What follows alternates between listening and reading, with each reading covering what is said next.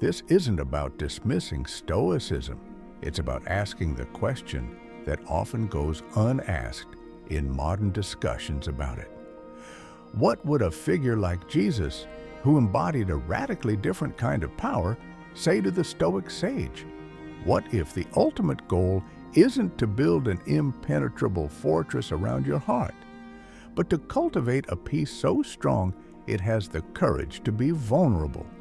Today, we're exploring the limit of the Stoic ideal and discovering a strength that isn't afraid to feel.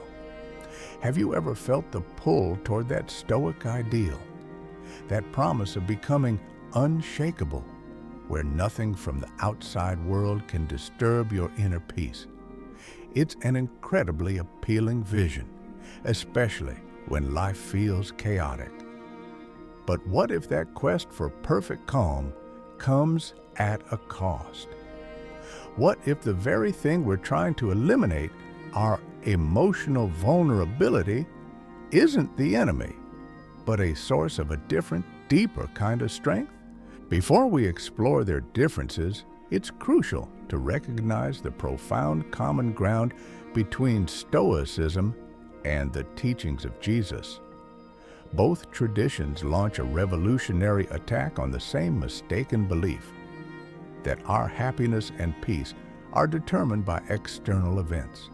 They both point inward, declaring that the real source of power is found within. Marcus Aurelius constantly wrote about the citadel of the mind. He taught that our judgments are the only things truly under our control, and that by mastering them, we become free. The chaos of the world cannot touch the person who has fortified their inner reasoning. This is the Stoics' first and most important lesson. And then you have Jesus making a declaration that would have stunned his listeners: the kingdom of God is within you. He wasn't pointing to a geographical location or a future political reality. He was pointing to the same inner space that the Stoics revered. True power, true kingdom, isn't something you acquire from the world. It's a state of being you cultivate in your own heart and mind. Epictetus's core insight that we are disturbed not by events, but by the views we take of them, finds a powerful echo here. Both traditions understand that the real battlefield is our perception. The external event is just the stimulus. Our freedom lies in the space between that stimulus and our response. This is the shared foundation, a radical shift from trying to control the world to mastering the self. They agree that the path to freedom begins by turning your gaze inward. But from this shared starting point, these two paths begin to diverge in a way that changes everything about the destination. So, what exactly is this Stoic ideal we're reaching for? The goal has a specific name: apatheia. It doesn't mean apathy in the modern sense of not caring. It means freedom from the destructive, overwhelming passions, the pathos, that cloud judgment and enslave us to external events. It's the state of the sage, the perfectly rational person who has achieved complete self-mastery. Seneca paints a vivid picture of this ideal. He describes a mind that is placed beyond the reach of any wound. Imagine that. A state of being where criticism, loss, and even betrayal cannot inflict a lasting injury. The appeal is undeniable, especially in our chaotic, hyper-connected world. It's the promise of radical self-sufficiency. The Stoic sage doesn't need anything from the outside world for their happiness. Their well-being is generated from within, a self-contained system of virtue and reason. This culminates in the concept of amor fati, the love of one's fate. It's not just resigned acceptance. It's an active, joyful embrace of everything that happens, the good and the bad, because it's all part of a coherent, rational cosmos. The setbacks, the obstacles, the pains, They are not misfortunes, but the very material for practicing virtue.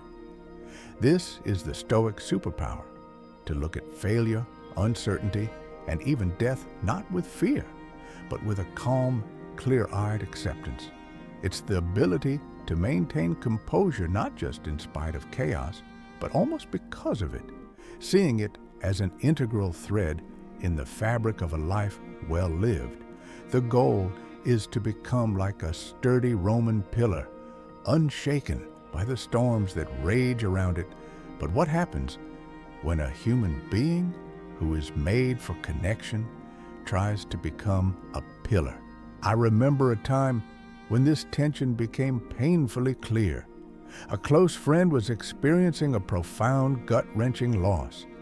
My instinct, my trained Stoic instinct, was to offer rational counsel, to talk about the nature of impermanence, to focus on what was still within their control.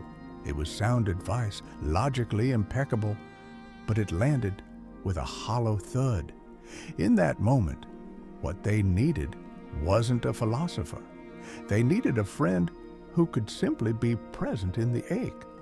My desire to remain unshakable, to model perfect composure, became a failure to connect.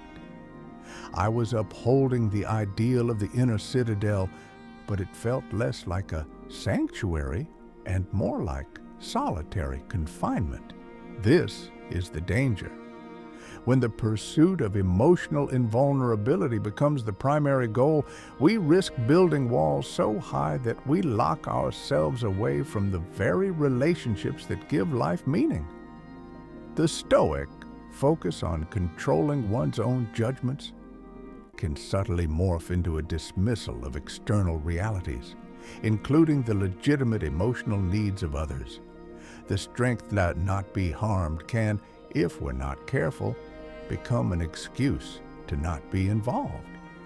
The calm begins to feel cold because it's divorced from compassion.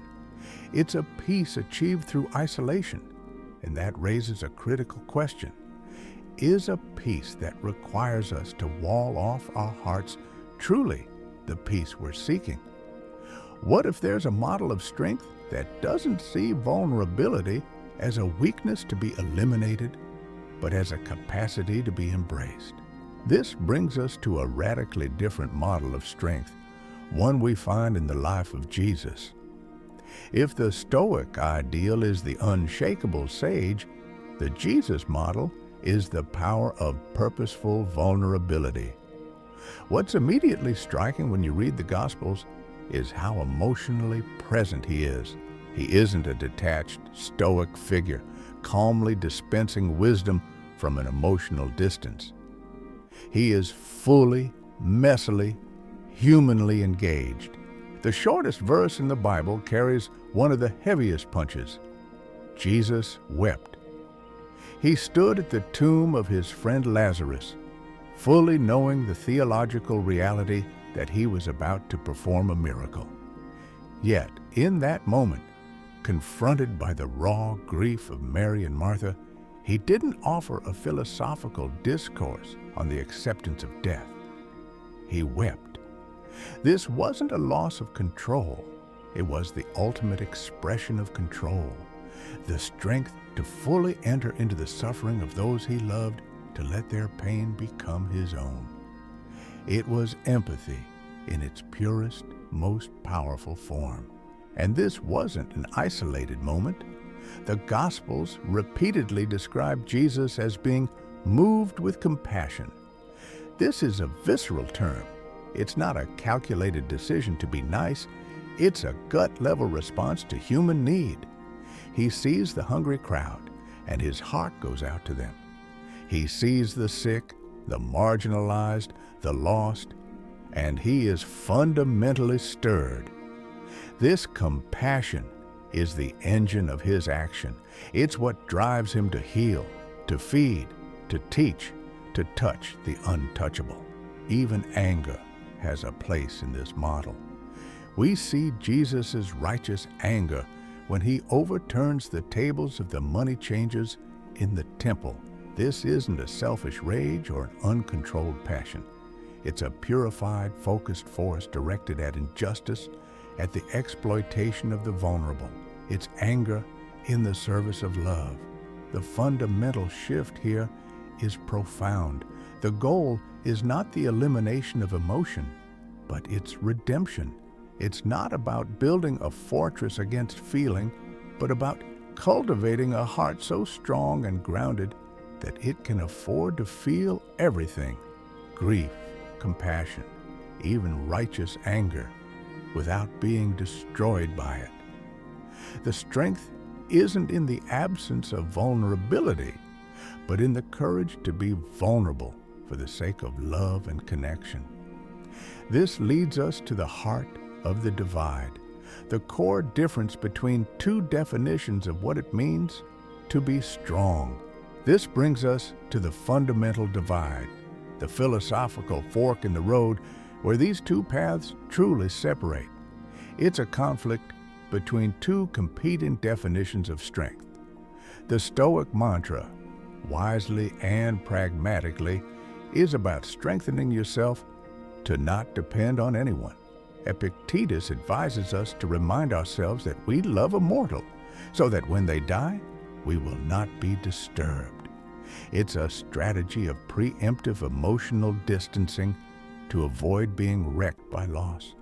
Your well-being is your own responsibility, a fortress you build alone. Now, contrast that with the central commandment of Jesus: love one another.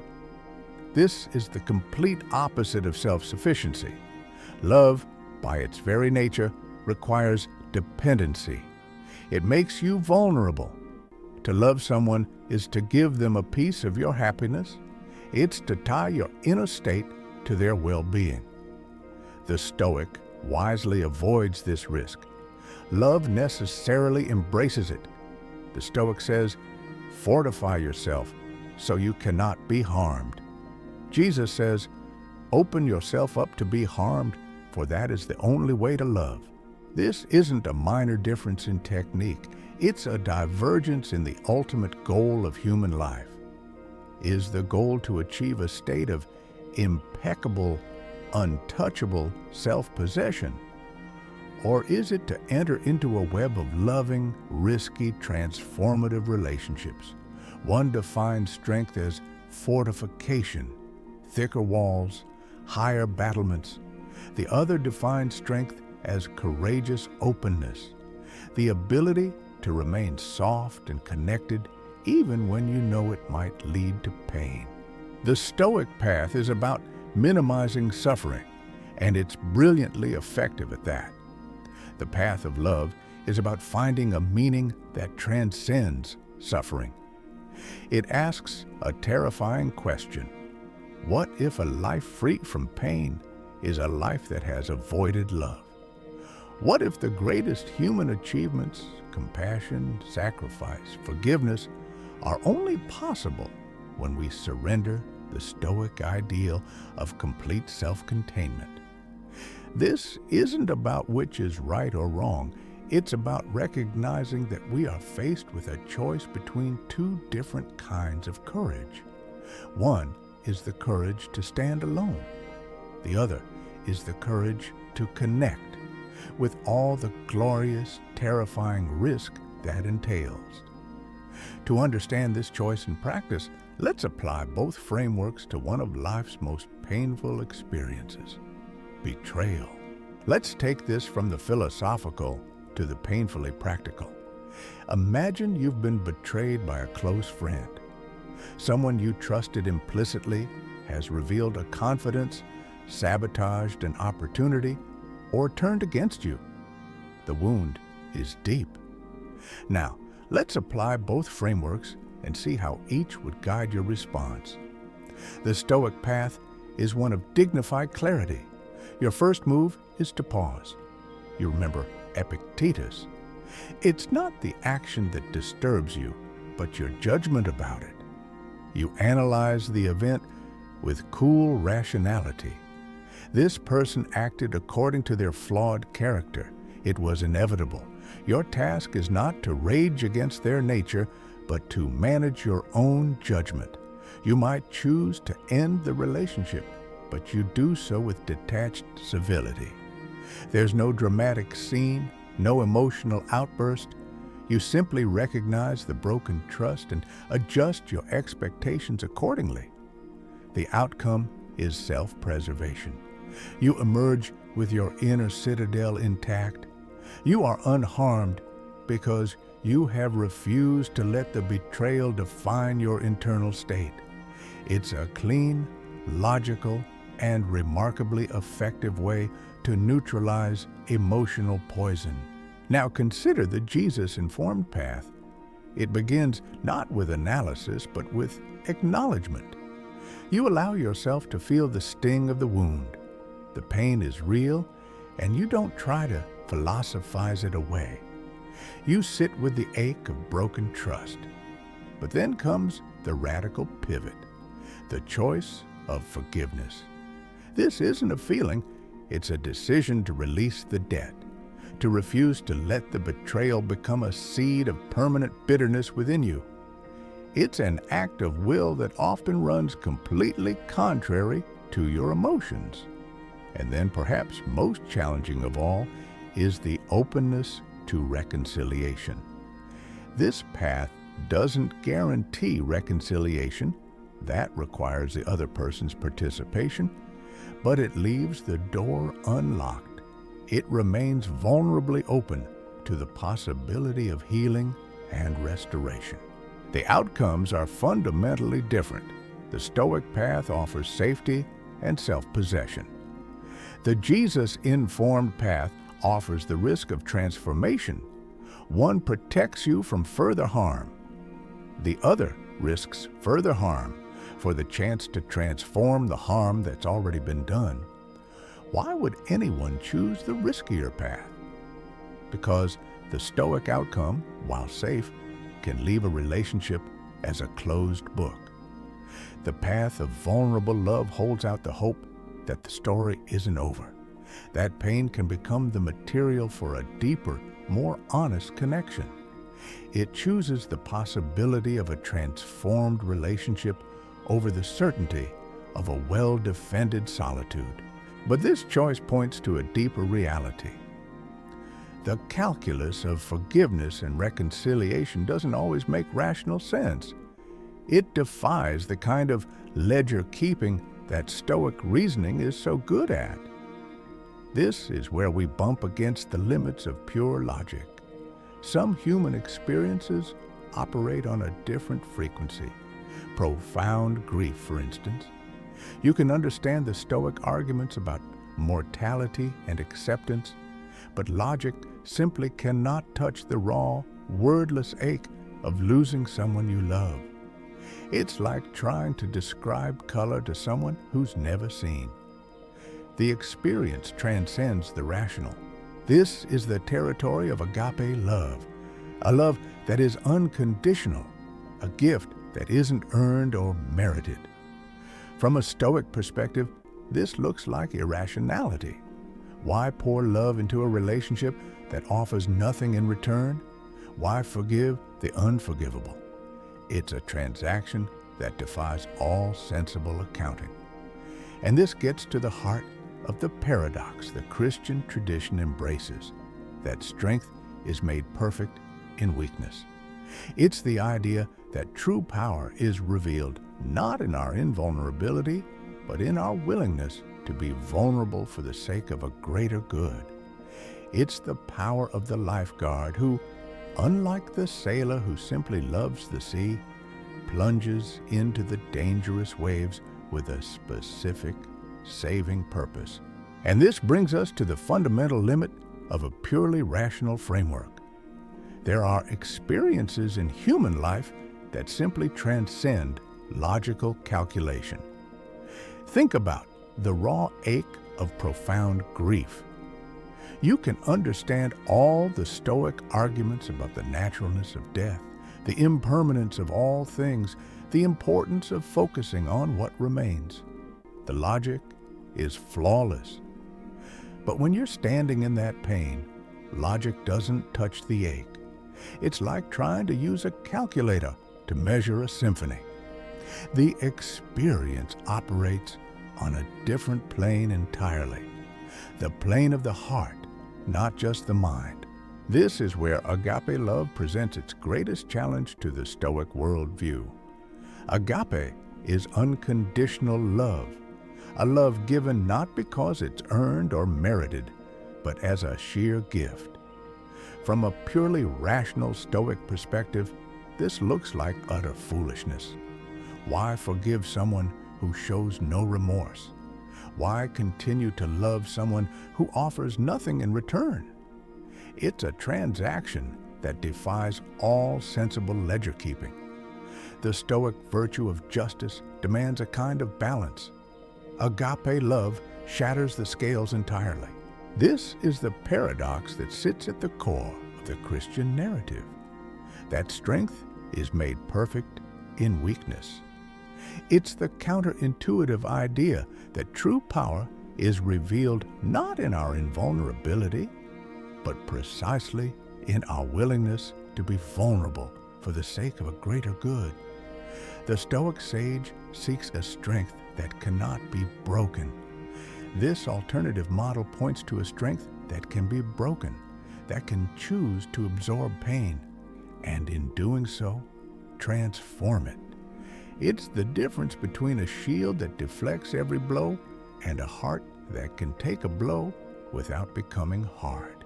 I've experienced this difference firsthand.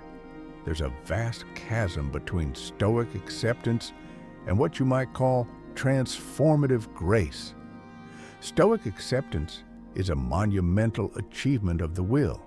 You look at a painful situation, you acknowledge it rationally, and you choose not to let it disturb you. It's a victory of detachment. But transformative grace is something else. It's when you walk through that same pain, not by detaching from it, but by allowing it to change you, to soften you, to make you more compassionate. One is about building a wall against the world. The other is about learning to breathe underwater.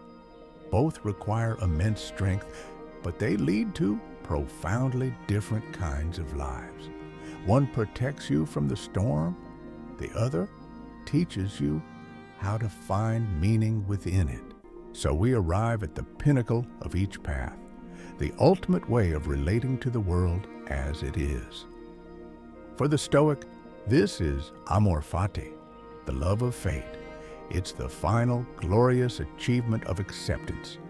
You look at your entire life, the triumphs and the tragedies, the joys and the sufferings, and you embrace it all as a necessary and coherent part of a rational whole. You love it not in spite of the pain, but because the pain was the very whetstone that sharpened your virtue. It's the mindset of a seasoned sailor who loves the sea. They don't curse the storm. They respect its power and understand that the storm is part of the very nature of the sea they have chosen to sail. The goal is a profound, unshakable harmony with reality. The Christian ideal offers a different pinnacle, caritas. This is often translated as charity, but that's too thin a word. It's a proactive, self-giving love that seeks the good of the other. It's not just about accepting the world as it is, it's about loving the world and the people in it enough to want to heal what's broken. If amor fati is the sailor who loves the sea, caritas is the lifeguard who, seeing a person drowning, plunges into those same dangerous waves with the specific purpose of saving them. One accepts the reality of the storm. The other enters the storm to rescue someone from it. The Christian ideal offers a different pinnacle, caritas. This is often translated as charity, but that's too thin a word. It's a proactive, self-giving love that seeks the good of the other. It's not just about accepting the world as it is, it's about loving the world and the people in it enough to want to heal what's broken. If amor fati is the sailor who loves the sea, caritas is the lifeguard who, seeing a person drowning, plunges into those same dangerous waves with the specific purpose of saving them. One accepts the reality of the storm. The other enters the storm to rescue someone from it. But here's where it gets interesting. Perhaps these two pinnacle virtues don't have to contradict each other. Maybe they can complete each other. What if amor fati provides the unshakable foundation, the ability to accept what we cannot change, the setbacks and the sufferings that are part of the human condition, while caritas provides the purposeful direction, the reason to get up each morning and engage with the world's pain? The Stoic acceptance gives you the emotional stability to not be destroyed by the world's chaos. The Christian love gives you a reason to dive into that chaos with healing in your hands. One keeps you grounded, the other gives you a mission. This isn't about choosing one over the other, but about discovering how the sage's lucidity and the saint's love might be integrated into a single, more complete way of being human. So we're faced with what seems like a choice: the lucid, self-possessed sage or the loving, vulnerable saint. But what if this is a false dichotomy? What if the most profound human ideal isn't about choosing one over the other, but about integrating them? The goal isn't to be a Stoic or to be a Christian in a doctrinal sense. It's to become a fully integrated human being. Think of the Stoic mind as that crucial, life-saving pause between a stimulus and your response. It's the discipline of not reacting impulsively. It's the space where you can ask, what is within my control here? This is the invaluable gift of Stoicism. It gives you the emotional regulation to not be a slave to every passing feeling. But then, what fills that pause? What is the purpose of that self-possession? This is where the Christian heart offers its answer. The purpose is love. The pause isn't for inaction. It's for choosing a response rooted in compassion, forgiveness, and connection. Imagine a deeply rooted tree. The Stoic part is the trunk, stable, strong, unshaken by the winds of circumstance. It's your core stability. The Christian part is the branches, responsive, reaching out, interacting with the sunlight and the air, offering shelter. A tree with only a trunk is just a stump. A tree with only branches without a strong trunk will be blown over by the first storm. The integrated life has both. You become grounded in a peace so strong that it has the capacity, the bravery to be compassionate. Your inner stability isn't for its own sake. It becomes the foundation for courageous engagement with the world. This integration leads us to a final, crucial redefinition: the nature of true peace. The world's peace, the kind the fortress offers, is the quiet of absence. It's the absence of conflict, the absence of disturbance. It's a negative peace, but the peace that emerges from this synthesis is different. It's the dynamic calm of a master sailor on a stormy sea. They are fully engaged, muscles taut, senses alert, but their center is calm. This is Christ's peace, a peace that the world cannot give, because the world only knows how to take things away. It's the difference between the peace of self-possession and the peace of self-donation. One is about holding onto your equilibrium. The other is about having so much equilibrium that you can give it away, that you can pour yourself out for others without losing your core. This is a peace that can withstand anything because it's not dependent on everything being calm. It's active. It's life-giving. It doesn't hide from suffering. It meets suffering with a strength that can absorb it and transform it. This is the ultimate human strength, not to be an island, but to be a sanctuary for others, precisely because you cannot be destroyed. So here is the ultimate takeaway. The goal is not to choose between Stoic lucidity and Christian love, but to embrace both. It's not about becoming invulnerable. It's about becoming more profoundly, more lovingly human. It's the strength to protect your inner peace, combined with the bravery to risk that peace for the sake of connection and love. This integration offers a path to a deeper, more resonant kind of freedom, one that is both unshakable and compassionate. The human ideal isn't a fortress or a doormat. It's a sanctuary, grounded in truth and open for healing. If you found this exploration of ancient wisdom helpful, I encourage you to subscribe to King 5 Awakening for more guides on finding clarity and purpose. Your journey toward a more integrated life is just beginning.